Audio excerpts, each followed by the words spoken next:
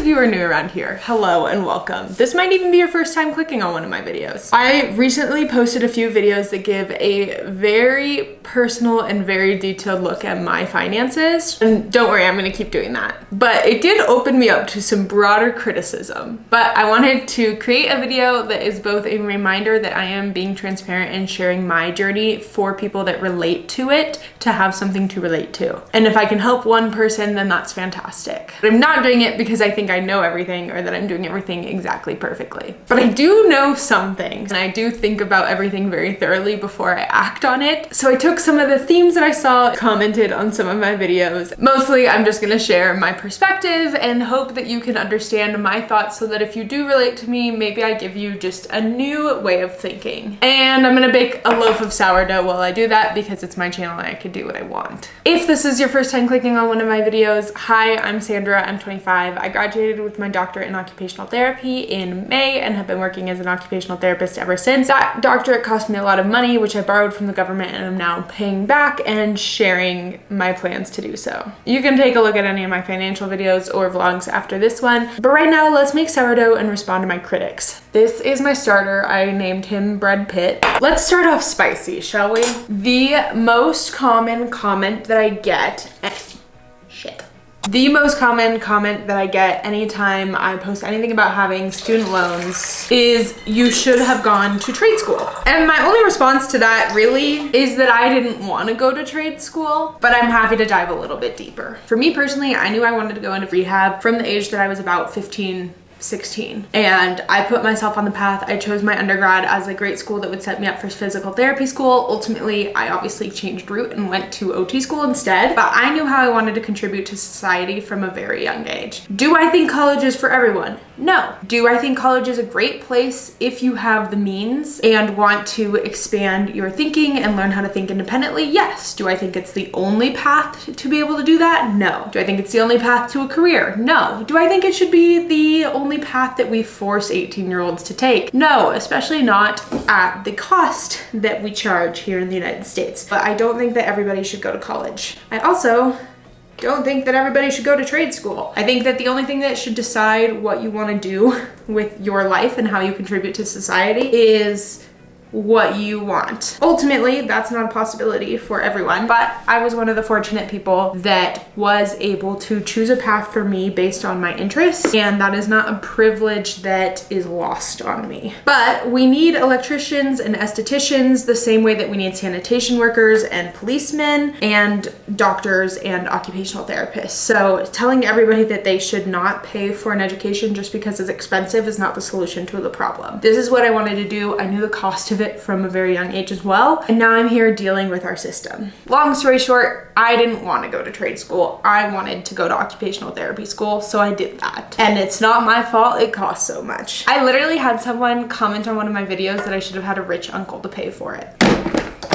Ultimately, I deleted the comment because I just can't put up with that kind of satire. Kind of along with that thought process, one thing that I saw a lot of was that I should have worked through school to pay for things. My $120,000 of student loan debt is only from tuition. I did work to pay for my cost of living. I was not taking student loans out to pay for Starbucks. The students aren't educated on what their loans are and what they mean for them, and that is also not an 18-year-old's fault. Also, my loans are, again, from graduate school. I have a terminal degree that I paid for with loans. My bachelor's degree that is essentially useless to me, I did not pay for with loans. Just so we're clear on my story. I think it's fine to get an undergraduate with loans as long as you understand what that's for. And it's not the kid's fault that they don't understand. It's the predatory loans. When I talk about my loans, sometimes I hear, you must be dumb. That I say it's doctor dumb to you. And the only legacy I really care about is being nice, so whatever. Okay, we'll come back in 30 minutes for some stretch and folds and a few more criticisms. A few of you felt that I was taking advantage of or direct quote leeching off of my boyfriend. And maybe it's because he's my boyfriend and not my husband. Or maybe it's because you truly feel that I am doing that because I don't pay him rent. Or essentially what we do is we live off of his income and then use my income to reach our financial goals, one of which is being debt free, which I would strongly recommend you do If you have two incomes, do your best to live off of one of them, that is living well below your means, and then use the other one to reach your financial goals. That is a great financial planning strategy. As long as you're both in agreement and are aligned towards the same goals, I think it's a great plan. So that's all I'll say about that. Another round of stretch and folds. Let's see. What else we got? Some people thought that I should be putting more money towards my debt. I'm putting $1,100 more than the minimum payment, totaling $2,500 a month. At some point, enough is enough. I should use my savings to pay off debt. People really took an issue with the fact that I had $10,000 in a savings account and I should put all that money towards my debt. Well, I did the math, and if I put an additional $10K towards my debt right now, it would save me about 5 months and $3,000 in interest. And to me, that's not worth living the next 4 years without emergency savings. Maybe you it is, and that's where doing the math and understanding what the impact is. But to me, it's not. I would rather have the emergency savings so that if an emergency came up, I wouldn't end up in more debt. And that's on that. All right, let's cover her and leave her for another 30 minutes. For my last round of stretch and folds, I add the salt in now. I don't know why I do this, I just have done it. I also just kind of eyeball it because I know I do between 9 and 12 grams of salt. I measured it for a while. Now I don't. A lot of people have been telling me to get a side hustle to pay my debt off faster. I think that's great advice. Welcome to my side hustle. My favorite ones are when people tell me what to do with my money, because it's just really evidence to me that you can't please everyone. So I have some people that say I should be investing more because my debt is low interest. Some people saying that I should follow Dave Ramsey, which I consider that to be kind of the opposite advice of investing more, because he's like, you can't invest until you pay off your debt, or that's my understanding of his philosophy. I'm not him, I can't say that. So my debt is between 5.5% and 7% interest. I'm paying off the higher interest loans first. I might reevaluate like what I'm investing now. I'm gonna be comfortable in retirement, so I'm not like screwing myself over. Honestly, I don't like Dave Ramsey.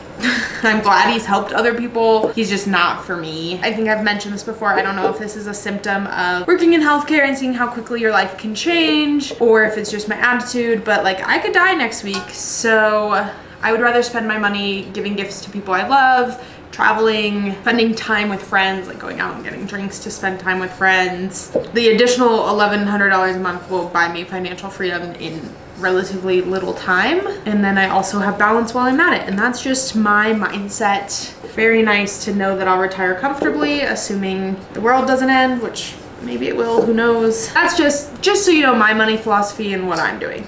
I don't need to invest more, I'm gonna be fine. A lot of people think I'm screwed for life. I'll be debt free by 30 with money and investments. The goal is to have 6 figures invested by the time I'm 30 as well. So I think I'm gonna be okay. Good news is it's my life, so if I'm screwed, that's on me. Let's let this bad boy rise. I live in the mountains in a house that's very drafty. So I actually use the yogurt fermenting setting on my Instant Pot, which is a new household addition. It was a Christmas gift from my mom. Thanks, Mom. But what I do here, I take my Instant Pot, I put her on the yogurt setting. 8 hours is fine. Temperature, I'll put around like 90 degrees. And then I put a trivet in the bottom just so that like it doesn't get too hot directly on the dough. I line it with parchment paper and I plop that bad boy in. And then I just set the lid on just to trap the heat in. Let's talk about the fact that I pay credit card fees while I pay off my debt. And by credit card fees, I mean like yearly subscriptions. I am very intentional about what credit cards I have, but I do take advantage of credit card points to fund travel, essentially. So I do pay fees, but only for cards where before I sign up for the card, I would benefit from the perks that they have. For example, my most expensive credit card is the Capital One Venture X card, which has just shy of a $400 a year annual fee. One of the perks is a $300 a year travel credit, which I have to travel to visit family because I live out of state for my family. So no matter what, I would be using that travel credit. But right away, the $400 fee has just been reduced to $100. And then you got a 10,000 point bonus on your anniversary, which is the equivalent of $100 if you did like a points to cash conversion, but I am definitely able to milk a lot more value from 10,000 points by using it to book flights or hotel that would cost a lot more than that. Already we've profited off this card, and that's just with the innate perks. We'll obviously get points for spending money on the card. We use that card for everyday purchases. And then one of the hugest, biggest bonuses that we get from that card is access to lounges in airports. So we haven't paid for food in airports